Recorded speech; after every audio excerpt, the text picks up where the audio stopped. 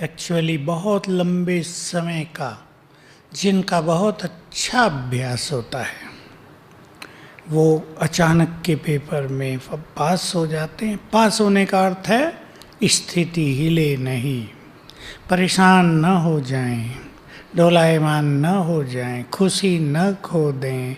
क्या होगा, कैसे होगा, ये क्यों हुआ, ऐसा नहीं होना चाहिए, बाबा ने मदद नहीं की, इन सभी क्वेश्चन से परे स्वीकार कर लें और अपने मन को शांत करके अच्छी स्थिति में रहें तो लंबा समय ज्ञान योग का अभ्यास। ज्ञान कहने का मेरा अर्थ है ज्ञान की बहुत सारी बातें जो बाबा ने हमें सुनाई हैं, ड्रामा का ज्ञान दिया है और बहुत सारे सूक्ष्म राज हमारे पास हैं। हम उनकी प्रैक्टिस करते रहें, उन्हें जीवन में लाते रहें। बातें सबके पास आती हैं। देखिए, जो आगे बढ़ रहा है उसे बहुत सारे साइड सीन्स को पार करना ही पड़ेगा।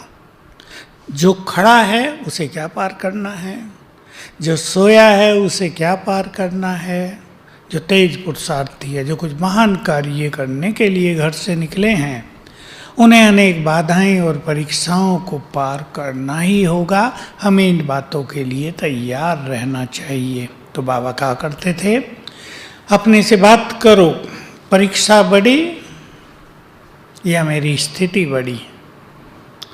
परीक्षा क्यों आई ये न सोच के मुझे परीक्षा में फुल मार्क्स लेने हैं, ये विचार करो। तो बहुत अच्छा है शरीरीपन का अभ्यास, ड्रामा परिस्थिति, साक्षी भाव, बाबा के साथ के अनुभव, जो कुछ हो रहा है कल्याणकारी, सब कुछ अच्छा होगा। और हमने लंबे काल से अपने को समेट लिया होगा। समेटना, विस्तार बहुतों ने किया हुआ है। बुद्धि फैली हुई है, विस्तार में है, एकाग्र नहीं होती है, उनको कष्ट होगा। लेकिन अगर हमने विस्तार को समेट लिया होगा और हम स्टेबल माइंड बन गए होंगे तो ठीक समय पर हमें ठीक बात टच भी होगी, हम अपनी तैयारी भी कर सकेंगे। लेकिन असली बात तो यही है कि हमें अपनी स्थिति ऐसी बनानी है कि तैयारी की ज़रूरत न पड़े, हम सदा ही तैयार हैं। वैसे तो बाबा क्लास में पूछा करते थे, तैयार हो?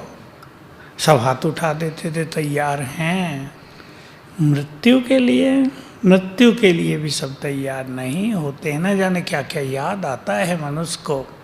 घर जाने के लिए तो जब जाना होगा आप तैयार हो ना या ना हो तो जाना ही पड़ेगा। लेकिन हम बहुत सहज भाव से जाएं, कोई मोह, कोई जंजाल, कोई चक्रव्यूह हमें बांधे नहीं, फंसाए नहीं।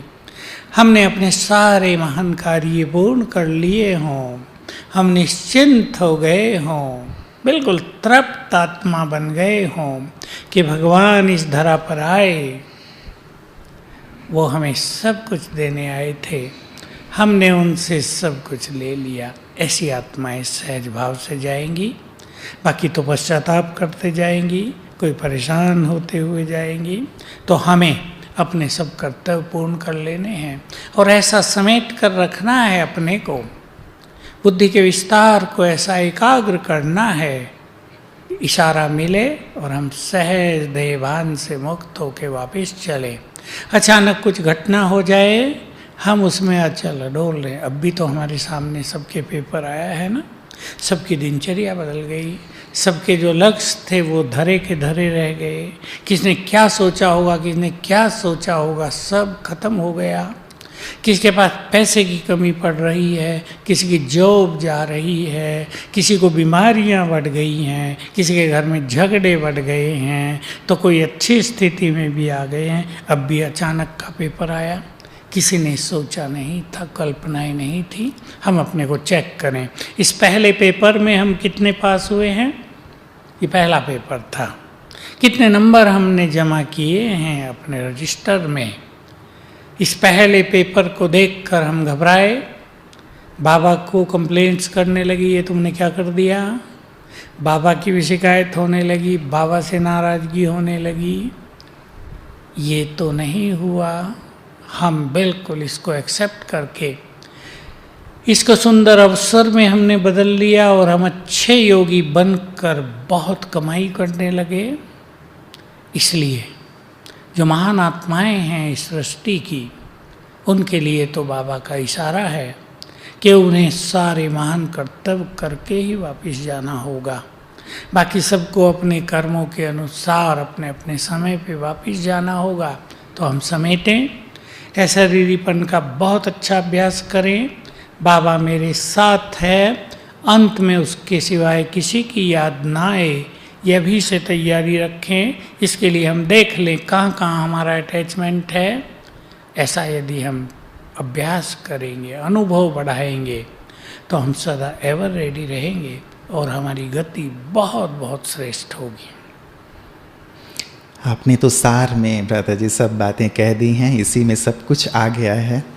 लेकिन प्रश्न हैं कुछ, इसलिए मैं वो प्रश्न भी ज़रूर रखूँगा ताकि और भी सुंदर क्लैरिटी सभी को मिल जाए। क्योंकि जैसे आपने कहा कि ये पहला पेपर है और ना जाने अभी और कितने पेपर आएंगे। छोटे मोटे पेपर तो आते हैं, सहज हो जाता है, लेकिन यदि कोई ऐसा बड़ा पेपर आता है तब हमारी स्थिति की सही में परख होती है। तो भ्राता जी कुछ ऐसे अचानक के जो प्रश्न आए थे उनको अचानक के पेपर के तौर पे रखा है कि यदि ऐसा पेपर मेरे सामने आता है, किसी ब्राह्मण के सामने आता है, तो क्या करे क्या न करे, या उस समय क्या संकल्प हो। तो वो मैं कुछ सिचुएशंस आपके सामने रख रहा हूँ जो प्रश्नों के रूप में आए हुए थे। अचानक आपके ऊपर छिपकली गिर जाए, कुछ नहीं, छिपकली भाग जाएगी, वो डरती है हमसे, वो बेचारी तो हम डर जाते हैं। हाँ। अचानक गिरी, हम घबरा जाते हैं, तो वो तो एक सेकंड में हमारी स्थिति घबराहट की हो गई ना। बस यही है कि हम इसको सहज भाव से ले और हमें ज्ञान हो। छिपकली काटती नहीं है बेचारी, वो बहुत डरती है, बहुत जेंटिल जानवर है वो, कुछ ऐसा खतरनाक नहीं। सांप गिर जाए तो डरने की बात थोड़ी लगती है, छिपकली आदि तो बहुत सिंपल है। हम जितने निर्भय होंगे, देहभान से मुक्त होंगे, तो ये चीज़ें सहल है। कभी कभी किसी के यहाँ कीड़ा आ जाता है, आजकल कीड़े बहुत है ना, कई तो ऐसे ऐसे करने लगते हैं, परेशान हो जाते हैं। मेरे ऊपर भी आता है रोज़ सवेरे। आज तो एक पावरफुल आया, मैंने जो उसको प्यार से हटाना चाहा तो ये पूरा पकड़ लिया, फिर मैंने झटका, नथिंग, मैंने सोचा भी नहीं ये क्या था, काट न गया, कुछ नहीं। ये अपनी सहज स्थिति जैसी जैसी हम बनाते हैं, तो ये सब चीज़ें, क्योंकि भ्राता जी प्रश्न इसीलिए है क्योंकि बाबा कहते हैं 1 सेकंड का पेपर होगा, तो उस 1 सेकंड में तो हम घबरा गए ना जाने कितने सेकंड निकल गए। इसीलिए बस इसीलिए लंबे समय से निर्भयता की स्थिति, साक्षी भाव अगर होगा तो इन चीज़ों में हम घबराएंगे नहीं। ये बड़ा ऑटोमेटिक है, सहज भाव से गिर गई, हमें जैसे पता भी नहीं चला कुछ गिर गया, गिर के उतर गई, तब हम देखेंगे ये तो उतर भी गई, ऐसी स्थिति आई थी, ये हो जाएगी। सिविल वॉर की बात बाबा कहते हैं, मान लीजिए हम घर में हैं, घर में आग लगा दी गई और बाहर तलवार लेकर लोग खड़े हुए हैं, ना अंदर रह सकते ना बाहर निकल सकते। देखिए, जो बाबा के सच्चे बच्चे हैं, जिन्होंने बाबा के कार्यों में बहुत सहयोग दिया है, जिन्होंने विकारों को आग लगाई है, उनके सामने ये परिस्थिति नहीं आएंगी, इसलिए परेशान होने की जरूरत नहीं। जी जी जी। संकल्प भी ये रखें कि जो श्रेष्ठ आत्माएं हैं, योगी हैं, जिनकी छत्र छाया स्वयं भगवान है, उनको ये परीक्षाएं नहीं आएंगी। अचानक पता चला, अब इनके प्रश्न है तो मैं रख रहा हूँ भ्राता जी, अचानक पता चला, क्योंकि ये भी तो हो सकता है ना जिसके लिए मैं मेंटली तैयार रहूँ। अचानक पता चला कि मैं कोविड पॉजिटिव हूँ। घबराएं नहीं, बस आया है सो चला जाएगा। बहुतों को आया है, ठीक हो गए पेशेंट, हम भी ठीक हो जाएंगे। पानी चार्ज करके पिएं, थोड़ा अपने शरीर को भी योगदान दें, और जो भी चीज़ें मिलें, आजकल काढ़े वाड़े बहुत पिला रहे हैं, गर्म पानी अच्छा भी पीते रहें और आप ठीक हो जाएंगे। डरे तो मरे, ये स्लोगन याद रखना है। जी जी, बस कुछ डरना नहीं है जी। अचानक मेरे किसी प्रियजन की मृत्यु हो जाती है, जवान बेटे की मृत्यु हो जाती है अचानक, बिना किसी कारण। ये बड़ी परीक्षा आती है बहुतों के सामने, और इसमें कुछ लोग फेल हो जाते हैं, थोड़े लोग पास भी हो जाते हैं, क्योंकि अचानक होता है। कभी कभी ऐसा होता है, अभी बच्चा था, आधे घंटे में नहीं है।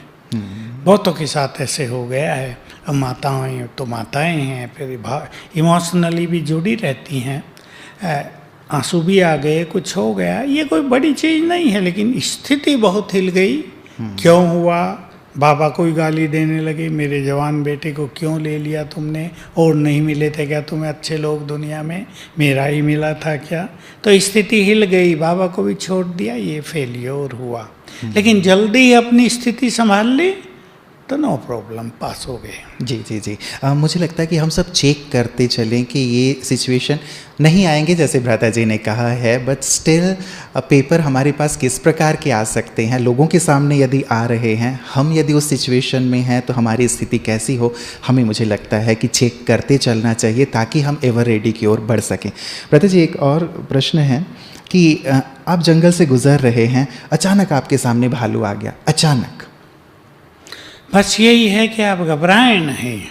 अगर आप डर गए तो आप सरेंडर कर देंगे, वहीं गिर जाएंगे और भालू कर लेगा जो उसको करना। आप कह देंगे लो भाई मैं तो गिर गया, अब तुम्हारी ड्यूटी है, जो चाहे करो।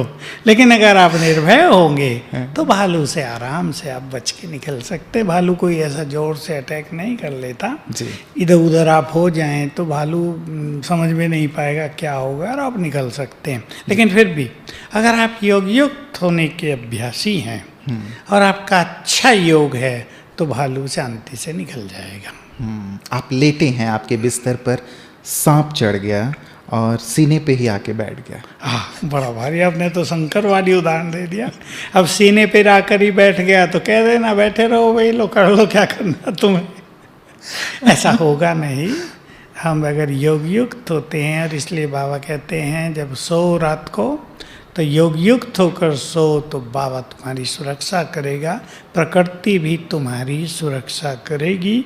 आगे चल के ऐसे ऐसे सीन आने हैं कि लोग तुम्हें मारने भी आएंगे, लेकिन अगर तुम्हारी स्थिति बहुत अच्छी रही है तो तुम उन्हें दिखाई नहीं दोगे, या तुम्हारे मस्तक से इतनी लाइट निकलने लगेगी कि वो डर के ही भाग जाएंगे, या उस लाइट की चौंध में वो तुम्हें नहीं देख सकेंगे जी। तो ये हमारी स्थिति अगर अच्छी होगी, हम ये सोचें सांप आकर बैठ गया तब क्या करें, तब तो कुछ कर ही नहीं सकते, बहुत तो घबरा ही जाएंगे। हाथ से भी हटाएंगे तो भी वो डंक मार सकता है, डरेंगे लोग, और तब तो मनुष्य सोच नहीं पाएगा, हाय हाय करके मतलब मान लीजिए भ्राता जी होगा नहीं, लेकिन मान लीजिए यदि ऐसा है तो उस समय मेरा संकल्प क्या हो? उस टाइम संकल्प बाबा के आह्वान का हो, बाबा को बुला लें, एक सेकंड में बाबा, बस मदद मिल जाएगी। जी जी जी जी। ये बहुत अच्छे अनुभव सबको करने हैं और ये आगे चल के बहुत काम आएंगे। बाबा ही कह दो ना, कुछ भी ना निकले तो, और कह दो बाबा आ जाओ तो और अच्छा होगा। लेकिन बाबा ही आपने कह दिया तो बाबा जानता है ना क्या करना उसे। जी जी जी, वो सब ठीक कर देगा। बिल्कुल, मतलब इस स्थिति में हम इस अभ्यास या संकल्प को रखें। और ये तो भ्राता जी बाबा कहते ही हैं, चलिए ये सब भाई बहनों ने अपनी तरफ से कहा कि ये हो सकता है, लेकिन ये बाबा ने कहा ही है कि आपके सामने कोई भयानक इविल सोल आ जाए, एक नहीं कई आ जाएं और वो बहुत ही भयानक हों, अचानक आपके सामने आ जाएं, आप कमरे में घुसते हैं और वो आपके स्वागत के लिए बैठे हैं। पहले से ही तैयारी रखनी चाहिए इन चीज़ों की, क्योंकि ये सीन बहुत आ सकते हैं आगे चल के कि ऐसा कुछ होते ही हम तुरंत याद करेंगे बाबा मेरे साथ है और मैं मास्टर सर्वशक्तिवान हूँ। डरेंगे नहीं, क्योंकि ये भटकती आत्माएं भी उन पे ज़्यादा अटैक करती हैं जो डरते हैं। और आप खड़े हो जाओ सामने उनके। मैंने कईयों के अनुभव सुना, एक बहन बड़ी पावरफुल, 3 आ गए उसके कमरे में, उन्होंने कहा मैं शिव शक्ति हूँ, मास्टर सर्वशक्तिवान हूँ, बाबा साथ है। उसको अनुभव हुआ, उसकी अंगुली से लाइट निकलकर उन पर पड़ने लगी और वो ऐसे भयभीत हुए, पीछे भागने लगे तेजी से, दोबारा नहीं आए। तो हमें निर्भय भी होना है और ऐसे अभ्यास करने की आदत भी हो जाए, नहीं तो तुरंत घबरा जाएंगे तो सारे अभ्यास भूल जाएंगे। बिल्कुल बिल्कुल, मतलब अचानक जब ऐसा होता है तो व्यक्ति बिल्कुल नर्वस हो जाता है, नील हो जाता है कि अब मैं क्या करूं। मतलब लंबे समय की ये प्रैक्टिस चाहिए, यही वो लंबे समय के अभ्यास की जरूरत होती है। जी जी जी। भ्राता जी, यदि भूकंप आता है, हम घर में हैं, पूरा परिवार हमारे साथ है, हम 3री या 4थी मंजिल में हैं और इतना तेज़ भूकंप है कि वो दीवारें गिरने लगें सब, तो ऐसे में देखिए जो उस समय संभव हो, बाहर जाना, कमरे से बाहर निकलना, वो तो कर लेना चाहिए।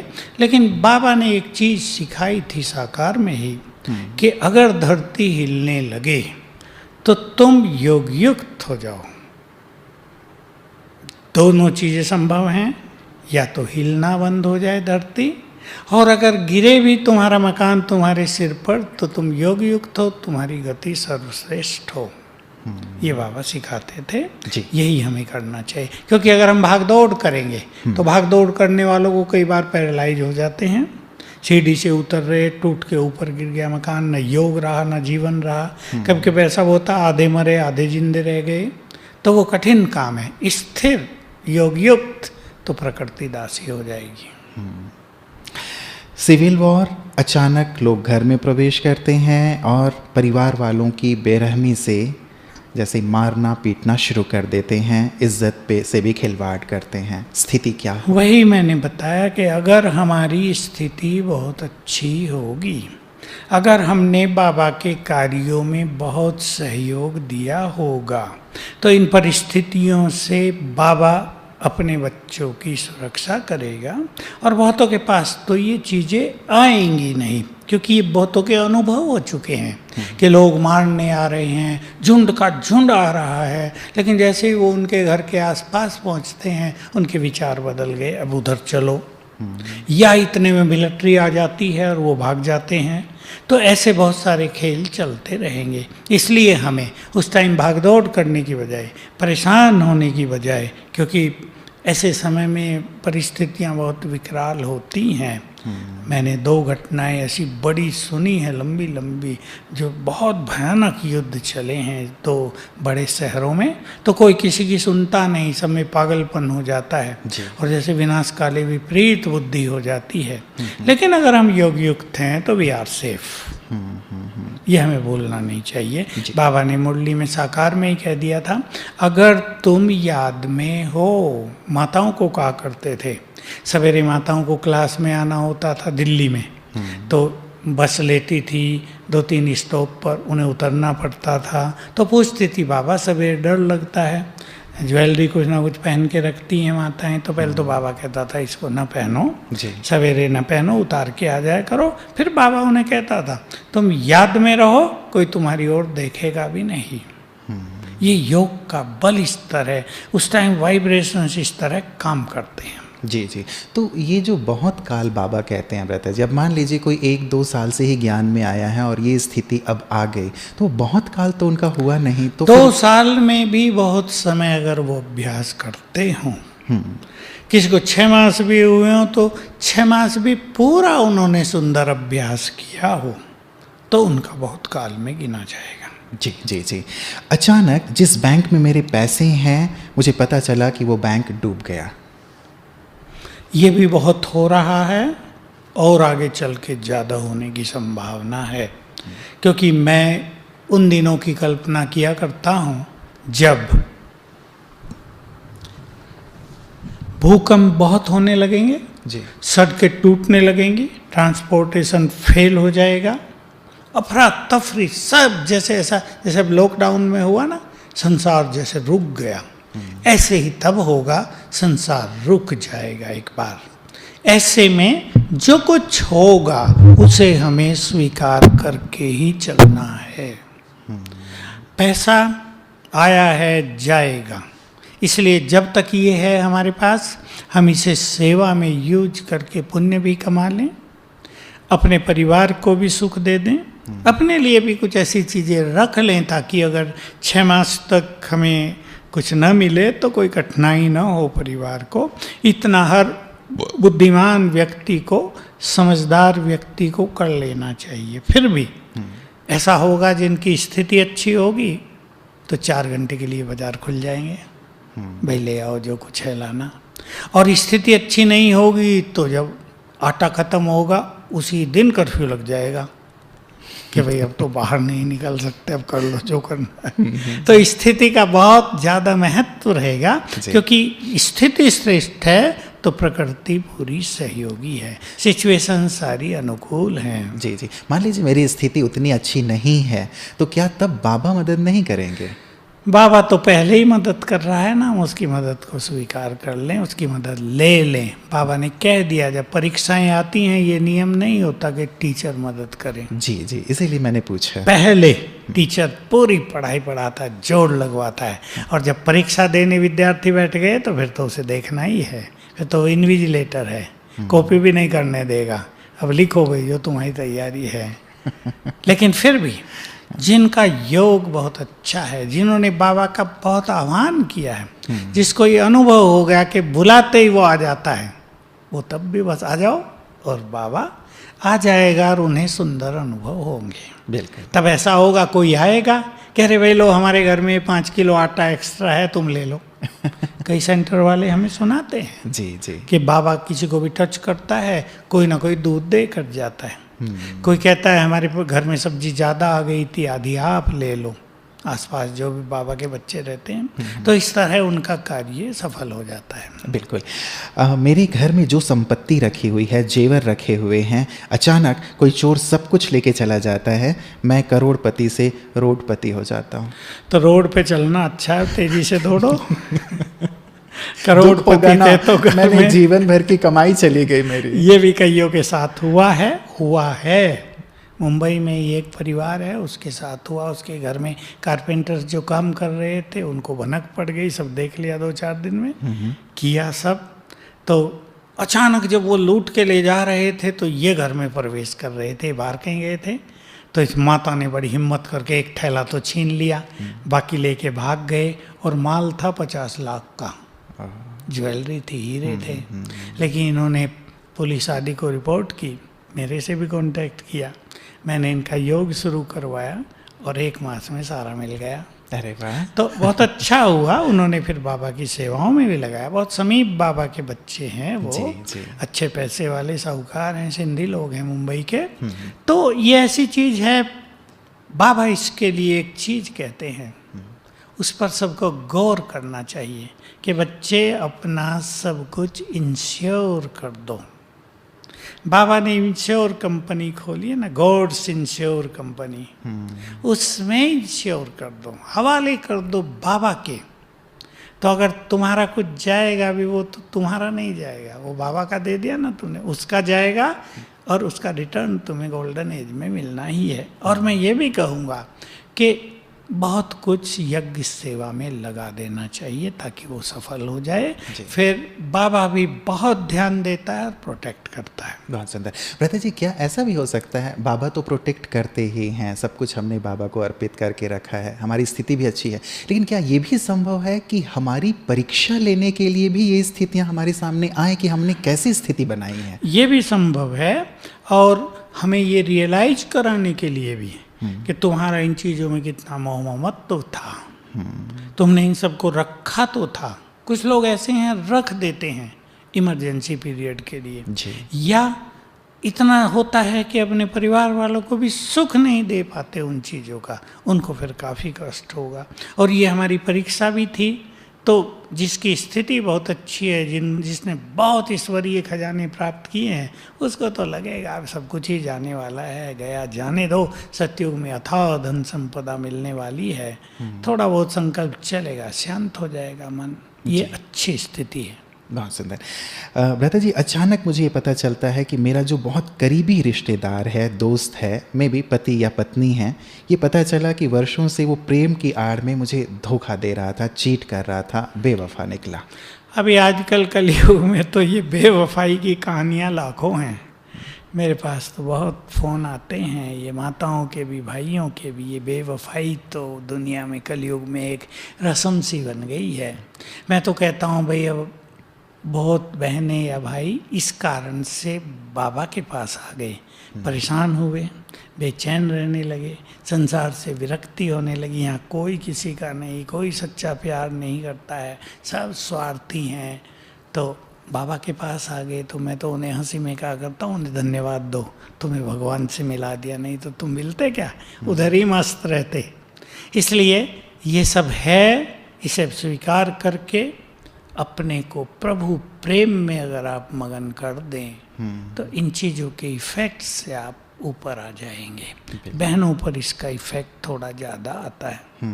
जब वो देखती हैं उसका साथी कहीं और लग गया है तो उन्हें नींद भी नहीं आती। भाई लोगों को तो आदत पड़ी होती है कई जगह लगे रहने की, लेकिन माताओं के लिए ये बहुत बड़े सदमे की बात होती है। माताओं को बहुत समझाता हूँ, अपनी स्थिति न बिगाड़ो। आपकी स्थिति अच्छी रहेगी तो परिस्थिति बदल भी जाएगी। उसको योगदान दो, उस सबकॉन्शियस माइंड के लेवल पर उससे बातें करो, उसे अच्छे थॉट्स दो, उसको वहाँ से हटाने का, कहने से नहीं हटाया जा सकता, लेकिन उसके माइंड को जागृत करके, जो सोया हुआ है, जो अज्ञान का पर्दा उसके ऊपर आ गया, जो विषय वासनाओं का दबाव आत्मा पर आ गया है, उसको जैसे ही आप निकालेंगी तो उसको जागृति होगी, आई एम रॉन्ग, और उनमें सुधार की पूरी संभावना है। नहीं तो समय सबको सुधारेगा। जी जी जी, इसलिए हम इंतज़ार उस समय का कर लें और अपनी स्थिति को थोड़ा सा बना के रखें। कहते जी अचानक के और कहीं है, लेकिन केवल 2 मैं और लेके आगे बढ़ूंगा। जैसे केदारनाथ में वो घटना हुई थी, आपको याद होगा, जब बाढ़ आ गया था तो बहुत सारे लोग बह गए थे, लापता हो गए थे केदारनाथ में। तो वैसे ही यदि अंत में अचानक ही इस प्रकार की कोई आपदा आई, हमारा कोई प्रियजन लापता हो गया, उसकी बॉडी नहीं मिलती, तब फिर दिक्कत होती है, या फिर कहीं सिविल वॉर की स्थिति हो गई, हमारे परिजन वहाँ फंस गए, अचानक हमें ये सूचना मिलती है कि वो लापता हो गए हैं, क्या हो? देखिए, ये तो अब कोरोना में भी हो रहा है, बिल्कुल यही हो रहा है। कई लाशों को तो गुम ही कर दिया जाता है, ये तो आज के ही न्यूज में था। और कई तो अपने परिवारजनों की, प्रियजनों के अंतिम दर्शन भी नहीं कर पा रहे हैं। कौन कहाँ गया, उसको जलाया गया या फेंक दिया गया, किसी को कुछ पता नहीं चलता, बेचारे मन मार के रो के रह जाते हैं। ये स्थिति अब भी चल रही है। लेकिन जिन्हें आत्मज्ञान है, जिनका आत्मा से प्यार है, उन्हें यही सोचना चाहिए, आत्मा तो अजर अमर अविनाशी है, देह छोड़ के चली गई, अपने अपने कर्मों को साथ ले गई हैं, अगला अच्छा जन्म उनका हो, हम उनके लिए उनको योगदान दें, बाकी देह तो विनाशी है। हमें मिले न मिले, और आजकल तो मिलने पर भी लोग ले नहीं पा रहे हैं बिकॉज ऑफ कोरोना, तो ठीक है, यही गति है। अब हम उन्हें योगदान दें और अपने मन को शांत करें। अचानक लाइट और इंटरनेट सब बंद हो जाए? ये बंद होंगे। मेरी तो पहले से ही मुझे आभास है कि लाइट भी जाएगी, बिजली, इलेक्ट्रिसिटी और इलेक्ट्रॉनिक्स भी एक दिन समाप्त हो जाएगा। तो ऐसे में बहुत युवक तो डिप्रेशन में आ जाएंगे, उसी पे जीवन चल रहा है। जी। सारे काम काज कंप्यूटराइज्ड हैं, उसमें बहुत तकलीफ़ें हो जाएंगी। लेकिन ये अभी नहीं होने जा रहा, ये थोड़ा लास्ट में होगा, जब महाविनाश का समय आएगा। ऐसे में हम फिर से अपनी प्राचीन सभ्यता में लौट आएंगे। और मैं कहा करता हूँ कि भारत वालों को तो आदत है, वो फिर से अपना हाथ का पंखा ले लेंगे, लालटेन जला लेंगे और फिर से अपने खाते निकाल लेंगे, लिखने लगेंगे। लेकिन ये खुशी से करें तो बहुत अच्छा है, गमगीन होकर, दुखी हो कि हम कैसे थे, क्या हो गया। इसमें यही है कि जो परिवर्तन इस सृष्टि में होंगे उनको हमें स्वीकार करना पड़ेगा और नए मार्ग निकालने पड़ेंगे, क्योंकि ये होगा अवश्य। ये सब चीज़ें आई हैं। देखो, भारत में बहुत लोग तो नहीं जानते होंगे, प्राइम मिनिस्टर राजीव गांधी थे, वो भारत में ये इलेक्ट्रॉनिक्स को लाए थे। उससे पहले तो कंप्यूटर कहीं कहीं होता था, टीवी भी बड़े शहरों में ही थी। जी। वो ये सब लाए थे, उन्होंने टीवी के ये पिलर्स लगवाए थे। हम रेडियो पे सुना करते थे, आज 80वां लग रहा, 84वां लग रहा है, आज वहाँ लगा, आज वहाँ लगा। तो टीवी का और इलेक्ट्रॉनिक्स का बढ़ावा उन्होंने दिया, तो आए हैं। तो उससे पहले भी संसार सुखी था, वैसे ही चलते थे सारे कारोबार। जी। और उसके बाद भी सुखी रहे। मतलब हमें ऐसे सहज और सरल होना होगा और सब चीज़ों को एक्सेप्ट करना होगा, ऐसी सुंदर स्थिति बना के रखनी फिर रहेगा मनुष्य को। जी। ब्रता जी, एक चीज़ कई बार मेरे ध्यान में आती है, ये व्यक्तिगत मेरा प्रश्न है। जो बाबा कहते हैं 1 सेकेंड का पेपर, तो ये हमारा 1 सेकेंड है या भगवान का 1 सेकेंड? भगवान का 1 सेकेंड तो बहुत लंबा होता है लेकिन 1 सेकेंड तो कुछ होता नहीं। 1 सेकेंड माना अचानक हो गया, हम सीढ़ी उतर रहे हैं, पैर स्लिप हो गया, हड्डी टूट गई, ऐसे पेपर आ जाते हैं। हमें भी समझ में नहीं आया, बहुतों को होता है, समझ में नहीं आता हम गिरे कैसे, ये हुआ क्या। एक्सीडेंट भी ऐसे ही होते हैं कि अचानक कुछ सामने आ गया, कुछ पता ही नहीं चलता ये क्या हो गया अचानक। इसको 1 सेकेंड कहते हैं। जी। और बाबा जो ये कहते हैं कि अंत में दुखों के पहाड़ टूटने हैं, गिरने हैं, वो दुखों के पहाड़ यही हैं जो हमने वर्णन किया या कुछ और भी नहीं, हैं? और भी कुछ ज़्यादा हैं। देखिए, ये भी सब हैं, लेकिन सबसे बड़ा दुखों का कारण बनेगा मनुष्य का मोह। जब उसे दिखाई देगा कि उसके प्रियजन जा रहे हैं, जिनमें उनकी जान थी, प्राण समाये हुए थे, वो सब चले गए, तो मेंटल इफेक्ट बहुत आ जाए। कई का तो दिमाग सुन्न हो जाएगा, कुछ सोच ही नहीं पाएंगे, देख रहे तो देखते ही रह जाएंगे, आंखें भी खुली की खुली रह जाएंगी। फिर आपदाएं विपदाएं बहुत आएंगी, जैसे एक पूरा का पूरा शहर नीचे चला गया, एक पूरा का पूरा कंट्री सागर में समा गया, क्योंकि ये होना है। धरती अपने एक्सिस पर जब सीधी होगी तो बहुत सारे देश के देश, बड़े बड़े भूखंड जलमग्न हो जाएंगे। इसलिए बाबा ने मुरली में कहा कि भारत को छोड़ के, भारत का भी साउदर्न पार्ट और सारा संसार जलमग्न होगा। तो ये स्थिति आएगी, उसका बुरा इफेक्ट जो जीवित होंगे उन पर बहुत पड़ेगा। ये होंगे दुखों के पहाड़, और ये उन पर नहीं गिरेंगे जो नष्टोमोह बन गए होंगे, जो इस स्मृति में रहेंगे कि तो खेल पूरा हो रहा है ना, मरने वाले तो शरीर है ना, आत्मा थोड़ा ही मरी, आत्माएं तो अपने घर मुक्ति धाम में जा रही हैं। तो ऐसा ज्ञान युक्त होकर जो सीन्स को देखेंगे वो दुखी नहीं होंगे। जी भ्राता जी, अब कुछ प्रश्न इससे जुड़े और हैं कि बाबा कहते हैं कि तीव्र पुरुषार्थी वो हैं जिनको समय पर ज्ञान की पॉइंट याद आ जाए, लेकिन जब अचानक कोई समस्या आती है तो उस समय इतना डिस्टर्ब हो जाते हैं कि मानो ज्ञान गुम हो जाता है। तो कौन सा अभ्यास ऐसा हो जो हमें इस स्थिति में ज्ञान याद तो आए? मैं इसके लिए एक चीज़ कई साल से सुना रहा हूँ लोगों को, और बहुतों ने किया है, कि ज्ञान की बहुत सुंदर कोई 25 पॉइंट्स आप लिखो, जो स्थिति को अचल अडोल बनाए, जो स्थिति को नशे में ले जाए, जो हमें निश्चिंत कर दे, जो बात हमें निर्भय कर दे, जो बात हमें बेफिक्र बादशाह बना दे, जो पॉइंट याद करते ही हमारा चित्त आनंद और खुशी से भर जाए, उन्हें पढ़ते रहो, उनकी प्रैक्टिस करते रहो। तो जब ऐसी परिस्थिति आएगी तो वो बातें याद आ जाएंगी। जी, हम अपनी सूक्ष्म चेकिंग कैसे करें कि हम अंतिम के अचानक पेपर के लिए तैयार हुए हैं या नहीं, और इसके लिए कितने समय का अभ्यास चाहिए? देखिए, समय तो इसमें दिया नहीं जा सकता। किसी को इसमें 80 साल लगे हैं, किसी को 50 साल लगे हैं, कुछ लोग 2-4 साल में भी तैयार हो जाते हैं। इसमें मुख्य रूप से सहज भाव से जीवन को चलाना, सहज भाव से हर घटना को देखना, और अपने को बाबा की सीट पर बैठा हो जरा, कि बाबा हर घटना को जैसे देखता है मैं भी वैसे ही देखूं। अगर ये अभ्यास हम लंबा समय से करेंगे, लंबा समय माना 2-4 साल भी, ताकि वो हमारा संस्कार बन जाए, तो समय पर वो चीज़ें हमें याद आ जाएंगी। वैसे 21 दिन में भी संस्कार बन जाता है, लेकिन क्योंकि हमारे उल्टी जो चीज़ें हैं वो 2500 साल की हैं, इसलिए 21 दिन उसके लिए पर्याप्त नहीं है। कम से कम 21 मास तो अच्छा अभ्यास होना ही चाहिए। बिल्कुल भ्राता जी, इसी से जुड़ा हुआ, यहाँ तो नहीं है, बाबा कहते हैं कि अंत समय में 5 विकार जो हैं फुल फोर्स से आक्रमण करेंगे। तो अभी भी हम देखते हैं कि कोई ना कोई विकार तो है ही हमारे अंदर, वो चलो बाहर से पता नहीं चलता, लेकिन बहुत गहराई से चेक करो तो पता चलता है कि ये है। तो ऐसे में तो फिर अंत समय में वो आकर्षण हमें कर ही लेगा। बस हम लंबे समय से ये अभ्यास करें, मैं आत्मा परम पवित्र हूँ, थोड़ा अच्छा अभ्यास करते रहें, मैं आत्मा, मैं पवित्रता का फरिश्ता हूँ, मैं विजयी रतन हूँ, मैं माया जीत हूँ, मैं बाप समान हूँ। तो ये स्थिति हमारे जो विकारों के बीज हैं उन्हें नष्ट करती जाएगी। और अगर कोई बीज थोड़ा सा अंकुरित भी होगा तो उसको जल्दी समाप्त कर देगी।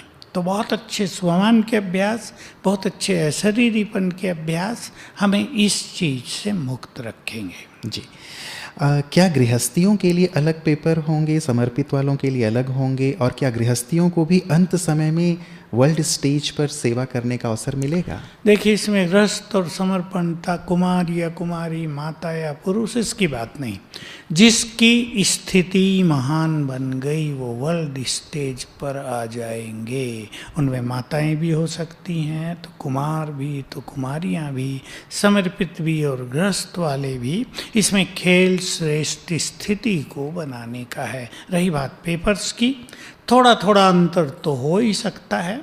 मान लो हम टीचर बहने हैं तो हमारा भी तो अपने सेंटर से मोह रहता है।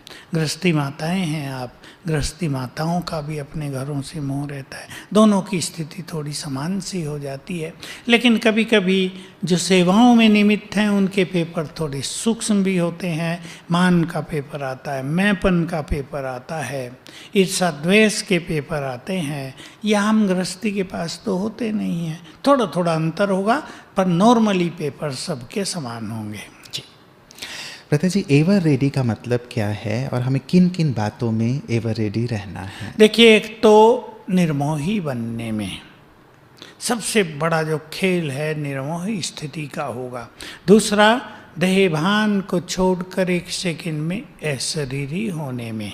तीसरा, साक्षी भाव की स्थिति में। और चौथा, योग युक्त होने में। इन चीज़ों में हम एवर रेडी रहें, यानी फट से कर सकें, तो हमारी विजय ही विजय है। जी, शायद अगले प्रश्न का उत्तर भी इसमें आ गया भ्राता जी, फिर मैं पूछ रहा हूँ कि हमारे अंदर कौन सी कमियां मूल रूप से अंत समय में बाधक बन सकती हैं और उनको हम कैसे दूर करें? देखिए, कोई भी संस्कार अगर लंबे समय से चला आता है, मान लो किसी में एक संस्कार है फीलिंग का, किसी में एक संस्कार है छोटी छोटी बात में परेशान हो जाने का, किसी में संस्कार है छोटी सी बात में इरिटेट हो जाने का, तो जो संस्कार लंबा समय चला है वही अंत में सामने रहेगा। कुछ परिस्थिति ऐसी बन जाएंगी, वही हो जाएगा और वो हमारी स्थिति को गिराने का कारण बन जाएगा। बाबा ने कहा है कि वो होगा जो कभी स्वप्न में भी नहीं सोचा था। जब कोई परिस्थिति हम इमेजिन कर सकते हैं तो उसके लिए स्वयं को तैयार कर सकते हैं, परंतु अननोन को फेस करने के लिए हम स्वयं को कैसे तैयार करें? देखिए, कुछ भी अननोन हो या नोन हो, यही बातें हैं कि अगर हमने लंबा समय साक्षी भाव का अभ्यास कर लिया है तो साक्षी भाव से हम सहज भाव से हर चीज को देखेंगे। विचलित नहीं होंगे, तुरंत विचलित हम नहीं होंगे और मार्ग ढूंढ लेंगे। जैसे बात थी कि सामने भालू आ गया, जी जी, अगर हम विचलित नहीं होंगे तो बचने का मार्ग ढूंढ लेंगे। बहुत सारे मार्ग होते हैं, हमारे यहाँ भील होते हैं, वार कर देते हैं। छोटी सी दांती होती है घास काटने को, उससे ही वार कर देते हैं, भालू पर भाग जाता है। किसी को कुछ नहीं आता तो पेड़ पे चढ़ जाते हैं, बस भालू इधर उधर देखेगा कहाँ चले गए तो भाग जाएगा। तो हम लंबे समय से साक्षी भाव में रहें, अभ्यास करें। जो कुछ हो रहा है यही सत्य है, अपने को सहज भाव में लाएं। ये बहुत सुंदर प्रैक्टिस इसके लिए चाहिए हमें लंबे समय की। तो हम नर्वस नहीं होंगे और परीक्षा चाहे नॉन हो या नॉन हो, हमारी स्थिति श्रेष्ठ होगी तो हम विजयी होंगे, पार कर लेंगे। क्या वो परख भी आ जाएगी भ्राता जी? जैसे आप कह रहे हैं कि स्थिति बहुत अच्छी है, हम साक्षी भी हैं, तो कई बार ये परीक्षा है या क्या है, वो भी चीज़ें लोगों को समझ में नहीं आती। हाँ, वो भी नहीं आती। तो अगर बुद्धि की लाइन लंबे समय से क्लियर है तो परखना या उस टाइम निर्णय करना दोनों ही परफेक्ट हो जाएंगे। जी जी, जैसे बाबा कहते हैं कि अंत समय में कोई विकारी तुम्हारे सामने आएगा, रूप बदल के आएगा, लेकिन तुम्हारे अंदर परख शक्ति होनी चाहिए कि इस किस भाव से आया है, तो वो भाव हमें पता चल जाएगा। बिल्कुल, हम बहुत अच्छे योग युक्त रहे होंगे जीवन में और बुद्धि हमारी क्लियर है।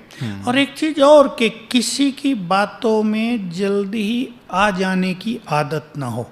कुछ लोग ऐसे आ जाते हैं, अभी भी आ जाते हैं सेंटर पे, बड़ी बड़ी मीठी बातें करेंगे, ज्ञान हमें बहुत अच्छा लग रहा है, बस बाबा ही बाबा, अब तो हम समर्पित हो जाएंगे, हमारे पास धन है, सब लगा देंगे। भोली बहनें उनके चक्रव्यूह में फंस सकती हैं, लेकिन जो बुद्धिमान हैं वो समझेंगे ये कहाँ से बोल रहा है, तो ये परख शक्ति भी आ जाती है। जी जी, आप जो बार बार लंबे समय की बात कह रहे हैं, अब हमारे पास कितना समय है ये तो हम नहीं जानते, बहुत कम है, दिखाई भी देता है।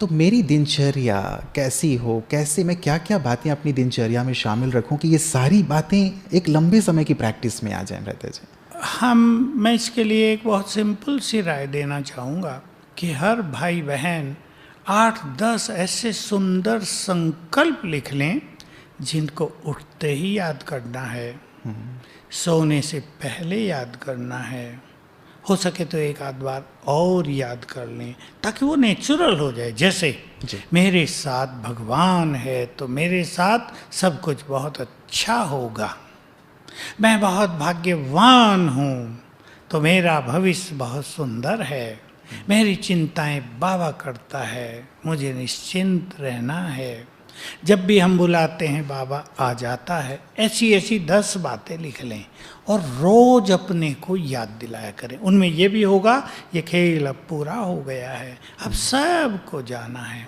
और जाने से पहले हिसाब किताब चुकतू भी करने हैं। हमारे प्रियजन भी हिसाब चुकतू करेंगे और सारा संसार भी। अब भी हम देख रहे हैं ना जी, कोरोना हो रहा है, बहुत लोगों की समझ में नहीं आ रहा करें क्या। और सच बात यह है कि कोई कुछ कर भी नहीं सकता, कोई कुछ नहीं कर पाएगा, सब सरेंडर कर चुके हैं कोरोना के आगे, क्योंकि ये कर्मों का खेल हो रहा है। जिसके कर्म ऐसे हैं उस पर उसका बुरा इफेक्ट हो रहा है, बाकी सब लोग खुशी से जी रहे हैं संसार में। तो ये ऐसी चीज होगी, एक तो ये ऐसी 10-12 बातें लिखें जिनकी रोज अपने को स्मृति दिलाएं, तो वो थोड़े समय में भी पक्की हो जाएंगी। रोज 3 बार याद दिलाने लगे तो लंबा समय क्या, 1 साल में वो बहुत नेचुरल हो जाएगी। तो इस तरह अगर हम एक इंटेंस तपस्या इसे कहते हैं, अच्छी घोर तपस्या इसे कहते हैं, ऐसी करेंगे कुछ चीज़ों की, ड्रामा के ज्ञान की, सब आत्माएं अपना अपना पार्ट बजा रही हैं। वही हो रहा है जो कल पहले हुआ था, नथिंग न्यू। ये प्रैक्टिस है हमारी। तो ये चीज़ें हमें अचल अडोल बनाएंगी और फुल पास कराएंगी। जी जी जी, मतलब इनकी लगातार हम प्रैक्टिस करते जाएं। दादाजी एक चीज़ समस्या के रूप में ये भी आ रही है भाई बहनों की कि पता है कि समय इतना क्रिटिकल हो गया है, होता जाएगा, बट स्टिल हम जैसा पुरुषार्थ करना चाहते हैं वैसा नहीं हो रहा है, चाहने के बाद भी नहीं हो रहा है। तो ये क्या चीज़? इसके कारण बहुत सारे हैं। तो अगर कोई लंबे समय से ज्ञान में है तो मैं एक बात रोज कह देता हूँ आजकल क्लासेज में कि जिन्होंने लंबे काल से, माना 10 साल मान लो, टाइम वेस्ट बहुत किया, पुरुषार्थ नहीं किया जी, तो अब ये समय जो है उनको साथ नहीं दे रहा है, बदला ले रहा है। और जिन्होंने इस समय को सदुपयोग किया, बहुत अच्छे पुरुषार्थ में लगाया, ये समय उनके लिए वरदान बनकर आ गया है। तो कईयों के पुराने संस्कार उनको पुरुषार्थ नहीं करने दे रहे, कईयों के सूक्ष्म विकार उनको पुरुषार्थ नहीं करने दे रहे, कईयों में व्यर्थ की आदतें बहुत पड़ी हुई है, वो कुछ सूक्ष्म विकार हैं जो उनको पुरुषार्थ नहीं करने दे रहे। इसलिए अपनी चेकिंग करके थोड़ा सा कुछ दिन अंतर्मुखी होकर बाबा से बातें करें, अपने स्वमान को जगाएं, अपने अंतर चित्त को स्वच्छ करें। हालांकि ये समय लेगा परंतु ये सब होगा। अगर मनुष्य चाहे तो वो सब कुछ ठीक कर लेता है। और जब हम करना चाहते हैं तो हमें याद रखना चाहिए बाबा की बहुत मदद हमें मिलने लगती है। जो उसने कहा है तुम 1 कदम तो बढ़ो, बस अगर हम हिम्मत से थोड़ा करने लगे तो बाबा उठा लेगा, हमें उड़ा लेगा। मतलब हमें कदम बढ़ाना ही होगा और बढ़ाना चाहिए भी, हार नहीं माननी हम चाहिए। ये ना सोचते रहे होता नहीं होता नहीं होता जी, नहीं, जी, जी, हम जी। नहीं करेंगे तो कौन करेगा। देखो मैं शुरू की याद है मुझे 69, जब मैं अपना पुरुषार्थ को तेज शुरू किया, मैं सोचा करता था तुम बुद्धिमान, तुम्हें राजयोग का संपूर्ण ज्ञान, भगवान तुम्हारे पास आ गया, तुम योगी नहीं बनोगे तो कौन बनेगा। तब मैं शुरू की साधना, मुझे कठिनाई होती थी पर मैं इस तरह अपने को संकल्प देता था तो जो ढिलाई है वो खत्म हो जाती थी। बिल्कुल, मतलब ठोस संकल्प हो और दृढ़ता पूर्वक आगे बढ़ें तो बाबा तो हैं ही हमारी मदद करने के लिए, वो हमारा हाथ पकड़ लेंगे।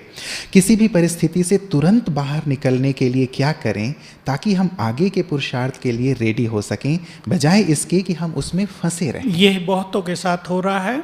परिस्थिति आ रही है, लंबा चला देते हैं उसे, क्योंकि परिस्थिति के बारे में सोचने में लग जाते हैं। और बाबा ने ये कहा है ये बात सभी नोट कर लें और अपने सामने कहीं लिख कर रख लें। स्वस्थिति श्रेष्ठ होगी तो परिस्थिति बदल जाएगी। तो परिस्थिति को सोचने की बजाय थोड़ा जल्दी उठो सवेरे, अनेक स्वमानों का अभ्यास करो, एकांत में घूमो, अच्छा चिंतन करो, संकल्प करो मुझे इस परिस्थिति से अपनी स्थिति को नहीं बिगाड़ना है।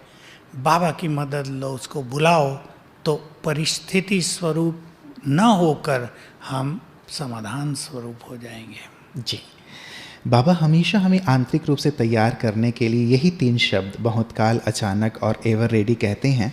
तो अपने आप को अंदर ही अंदर एवर रेडी महसूस करना कि मैं एवर रेडी हूँ, इसकी परख क्या है? नहीं, परख तो साफ दिखाई देगी। हर एक अपने से पूछ ले मैं रेडी हूँ। वो कई बार भाई साहब हम ऊपर से कह दे, जैसे बाबा कहते हैं कि कौन लक्ष्मी नारायण बनेगा, फट से नहीं, वो तो अपने को खुश करने के लिए कि दूसरे भी हाथ उठा रहे हैं, हम नहीं उठाएंगे तो लोग मजाक करेंगे। हम भी नॉर्मल स्थिति में एवर रेडी लगते हैं, लेकिन जब सिचुएशन आती है तब फिर पता नहीं चलता। नहीं, हम यही सोच ले कि अभी मुझे घर छोड़ के जाना पड़े तो मैं तैयार हूँ क्या।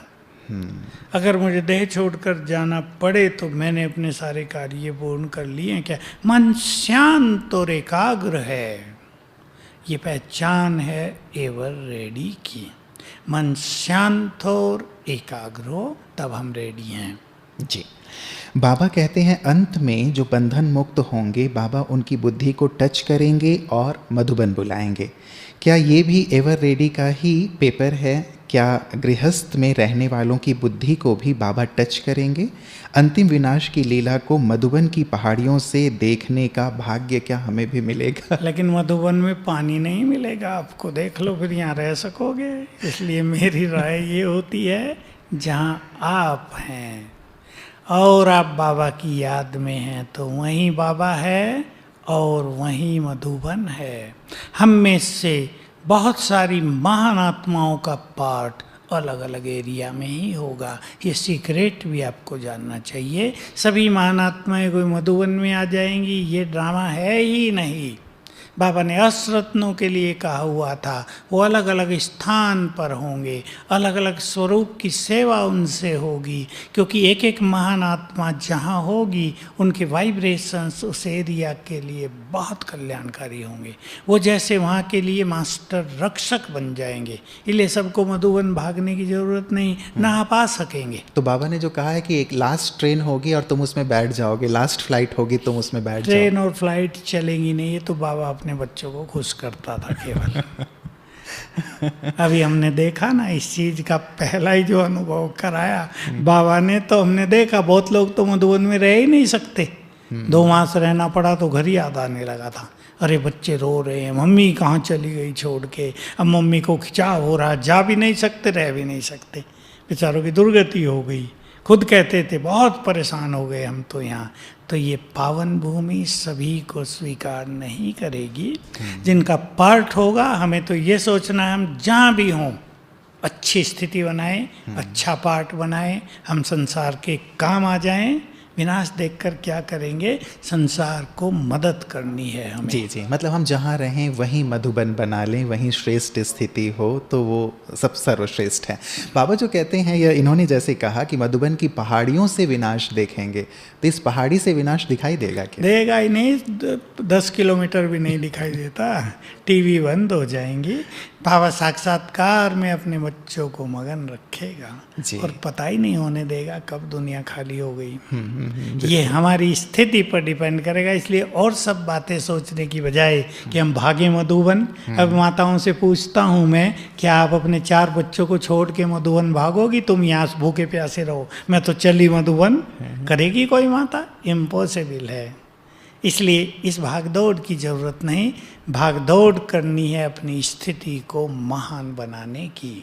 जी जी, हम घंटों तपस्या में नहीं रहते, लेकिन काम करते बाबा को याद ज़रूर करते हैं।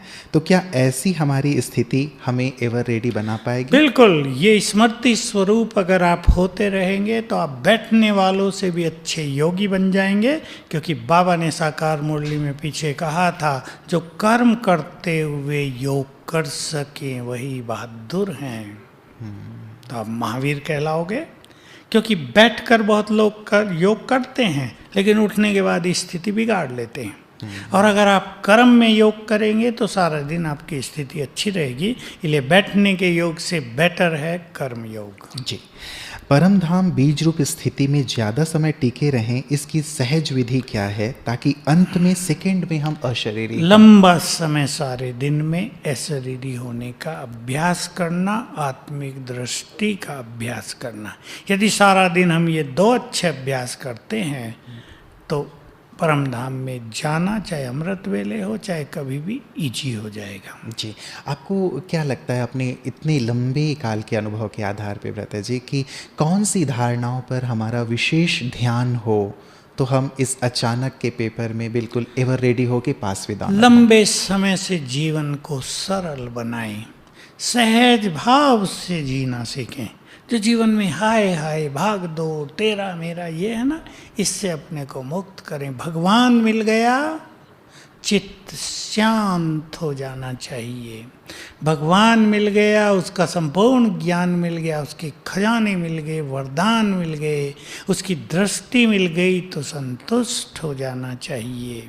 बाबा सब कुछ कर रहा है, आध्यात्म ज्ञान पाकर भी यदि किसी में अहंकार रहा तो उसमें तो ज्ञान है ही नहीं, तो ईगो लेस हो जाना चाहिए।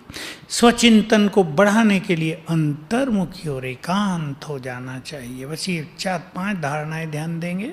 सबके लिए प्रेम और शुभ भावनाएं, मीठी दृष्टि, तो स्थिति अच्छी, वातावरण अच्छा, परिवार अच्छे, निर्विघ्न जीवन। बहुत सुंदर। व्रत जी, एक चीज़ ये आपने